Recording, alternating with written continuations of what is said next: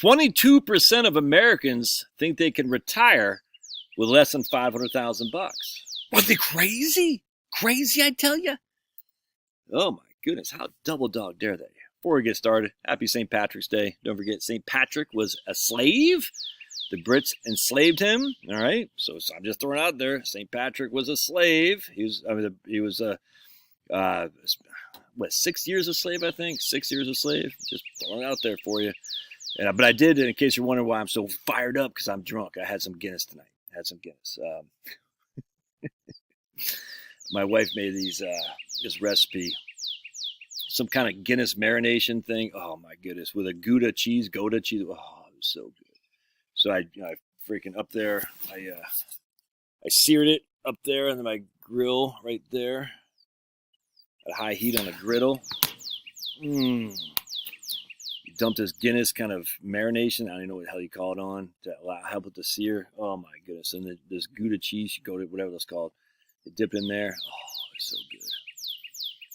So I did have some Guinness tonight. Actually, it's funny because when she was making it, I said, "Man, it smells like the bar I used to work at." I mean, literally, I walked in the kitchen. I was like, "Man, this." Literally, I was like thinking back to 1994, 1995. It was crazy. Like I haven't smelled that in a long, long time. The brew pub with the hops and all that barley and whatnot. Anyway, so happy St. Patrick's Day. I'd highly encourage you to give up alcohol, by the way. Alcohol is not, you just don't need it, dude. It's no good. Give it up. Give it up. Now, you might be able to drink a beer or two. I can't. If you're one of those guys like me who can't, you probably shouldn't. It's not good on your belly. It's not good on your mind. Now, some of you guys can. Not your old buddy Josh. There's no such thing as one beer, especially a pint of Guinness. Oh, dude, I'd be like, oh. And this is what happens when you give up a thing, whatever it's called, a sinful behavior. We've had this freaking pint of Guinness. It's in a can, in a fridge, for like 3 years. I haven't touched it, and I love Guinness, dude. There's Pablo.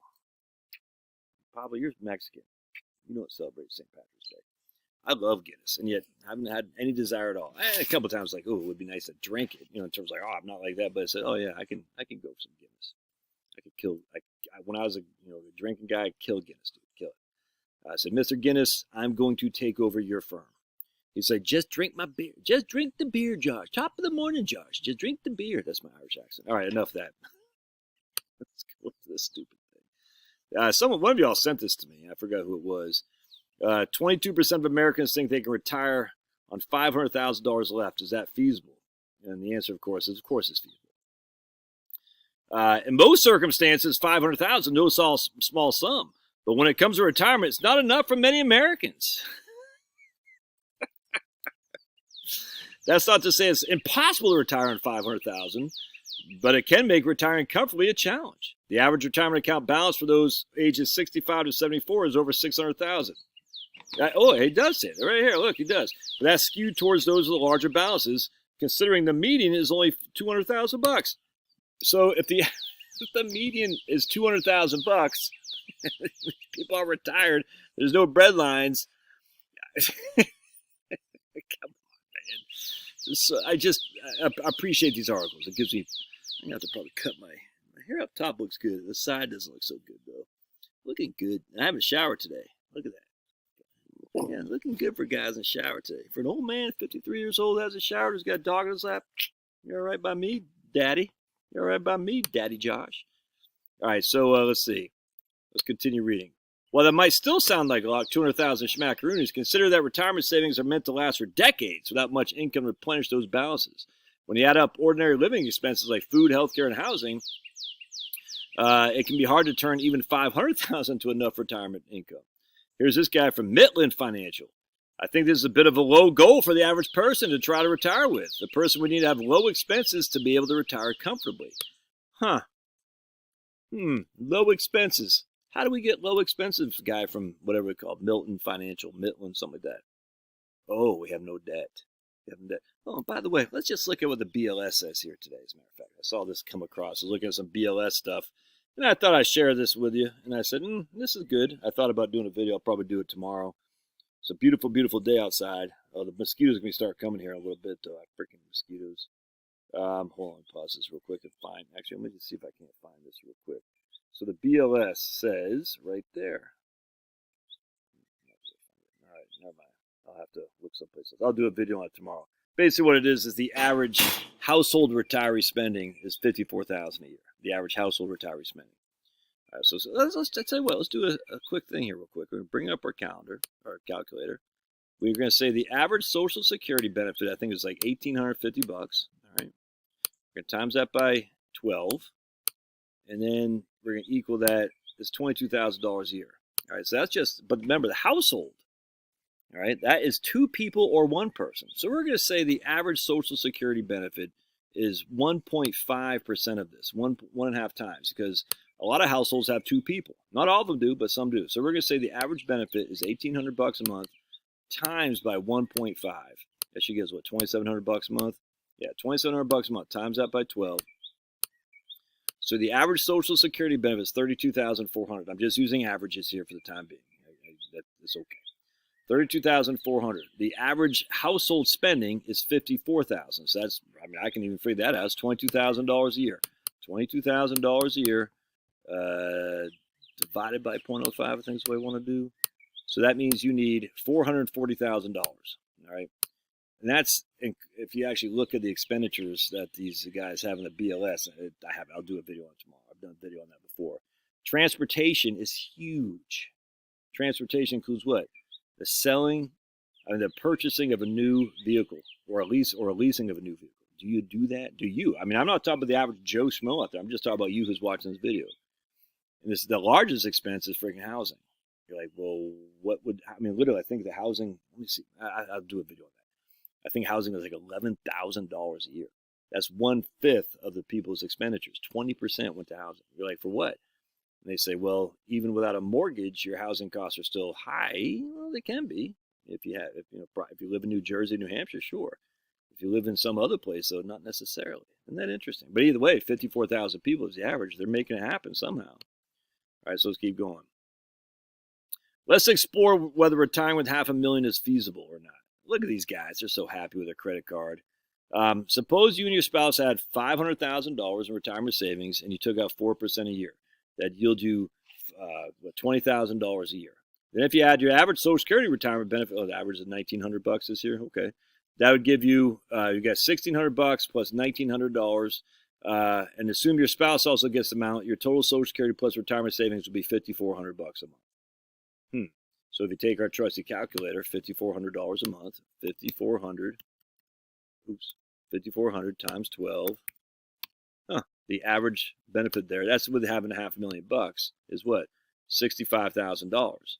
The average retiree's household spends what? You want to take a guess? $54,000. So we're doing okay. Oh, by the way, taxes, hardly anything for retirees. If you compare that to how much the average, right here, $4,300 according to BLS, right there. Then $500,000 or even a little less in retirement savings might seem like plenty. The problem is how the average might not cut it. Considering that 80% of households, American households with older adults, are either financially struggling or facing economic uncertainty. Says the National Center of Aging. Oh, we got to check this. National Counseling of Aging says 80% of households with older adults are financially struggling or at risk of falling into economic insecurity. Let's take a look how they get that. This is so freaking... The analysis found that despite older adults' preference to age in place, 60% would be unable to afford 2 years of in-home long-term care services and support. And 45% of people aged 60 or older had household incomes below the I talk about the stupid elder index value for their geography. That's just dumb. All right, so basically what they're saying is you couldn't afford 2 years of in-home health care. So it's all based on the long-term care fear. All based on the long-term care fear. They said the trend is worsening. Over 80% are struggling or could be at risk. That, you notice how they don't say who's struggling and who could be at risk? This whole freaking thing just pisses me off, pardon my French. So on St. Patrick's Day, I'm cussing. As 90% of older households experience decreases in income and net value of wealth between 2014 and 2016. So you were taking a 2-year sample size. We're saying older people experience declines in income or wealth. Well, I wonder why I did see a decline in wealth. Because you're spending down your assets. It's so freaking stupid, man. I so despise this stuff. I hate it. Thus, even $500,000, if yielding more than average amount of retirement income, might not be enough to sustain a retirement with minimal stress. In many cases, $500,000 will not be enough, says some guy named Sprung. Sprung needs to spring on back to the real world. Yeah, that one option would be explore a place to live where the cost of living would be in line with the type of savings. Even the cost of living data doesn't always tell the story. Look, can we just go back? How can there possibly 80% of the people who are struggling or about to struggle when the freaking majority, the predominant amount of retirees are living fine? We know this. How can you freaking circle that square that circle, whatever the hell it is? You can't. Jeez, it's just so, because it's like the National Retirement Risk Index. What they do is they throw this freaking boilerplate number down. They say, oh, if you had 2 years of long-term care, and you're like, okay, how many people actually have 2 years of long-term care? How many people do? Okay. But how many people right now are struggling financially? Yeah, see what I'm talking about. I mean, I could throw out there all day long. If you have a dog on your lap, you could be struggling. 80% of the people with a dog on the lap right now could be struggling financially if we had a bear market like 2008 and you lost your job. Yeah, you're damn right I'd be struggling financially. I freaking hate that crap. I hate it. It's just it's evil. Cost of living is simply one component in determining if you have enough money saved for retirement, says Sprung. Those retiring early in life with much higher expenses will need to have significant, okay, you think? All right, well, I don't. Go Bank and Rate survey found that respondents were fairly split in terms of what they're most looking for to retirement. So they can all, whatever. The whole thing just freaking. What do you think, Pablo? Pablo growl. Look at that tooth right there. I call him Snaggletooth. Look at Snaggletooth. All